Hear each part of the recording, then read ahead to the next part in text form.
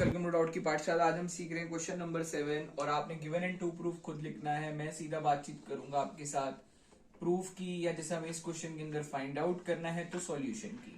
आपको कह रहा है triangle ABC is a right angle triangle in which angle A is of 90 degree, A B equal to AC. सब कुछ मैंने मार्क कर दिया है। हमें angle B and angle C find out करना रहेगा।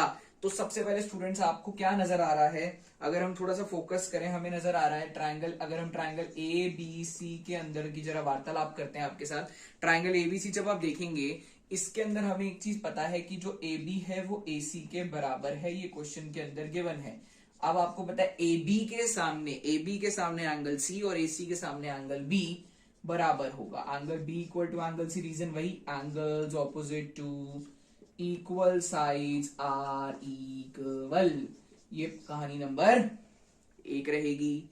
फिर आपको ट्रायंगल ए बी सी नजर आ रहा है, इसके अंदर एंगल सम प्रॉपर्टी का यूज करते हैं, यानी हम बोलेंगे angle A plus angle B plus angle C equal to 180 degree, angle sum property of a triangle. Students, angle A आपके पास 90 डिग्री का है, एंगल बी को एंगल बी लिखा, सी को भी हम बी लिख सकते हैं क्योंकि सी और बी बराबर हैं।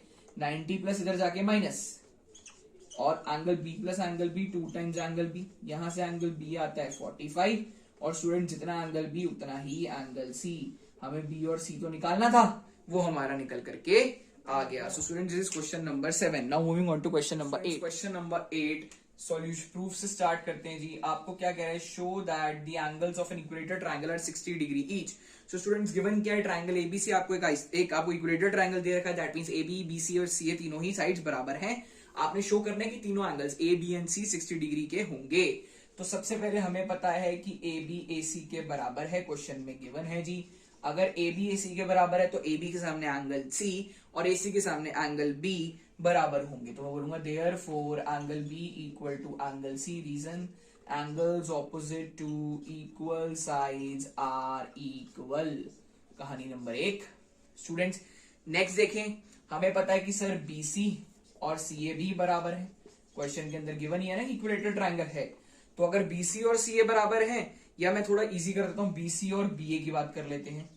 अब आपको पता है बीसी और बीए बराबर है, तो आप स्टूडेंट्स क्या देख पाएंगे कि मैं बोल सकता हूं therefore angle C angle A के बराबर होगा। Same reason, copy paste reason. ये कहानी नंबर 2। सो स्टूडेंट्स, अब क्या करते हैं हम, अगर आप देखेंगे फ्रॉम 1 एंड 2, आप देखो पहले वाले में बी सी के बराबर है, दूसरे वाले में ए सी के बराबर है। तो इसका मतलब ये कह सकते हैं ना कि ए बी सी तीनों ही बराबर हैं। अभी हमें काम कैसे आ रहा है, देखो आपको ट्रायंगल ए बी सी नजर आ रहा है, इसके अंदर हम बोलेंगे angle A plus angle B plus angle C equal to 180 degree, reason being angle sum property of a triangle. अब सर ए को तो ए लिखेंगे, बी को भी ए लिख सकते हैं, सी को भी ए लिख सकते हैं। क्यों लिख सकते हैं, क्योंकि ए बी सी तीनों ही बराबर है। अब A plus A 3 times angle A.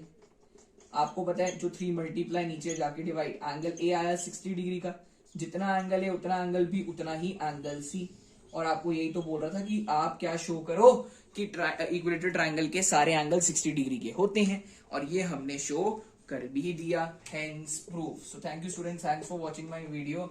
And मैं फिर से बोल रहा हूँ, अगर आपको किसी भी क्वेश्चन में कहीं पे भी डाउट है किसी भी चैप्टर से रिलेटेड, तो आप फटाफट से जाकर के मुझे इंस्टाग्राम पे फॉलो करें, वहां पे जाके हमसे डाउट क्लियर करवाएं, डाउट पूछे, हम आपके डाउट क्लियर करेंगे। एंड इस वीडियो को लाइक शेयर एंड सब्सक्राइब जरूर करें। Thank you students, bye bye.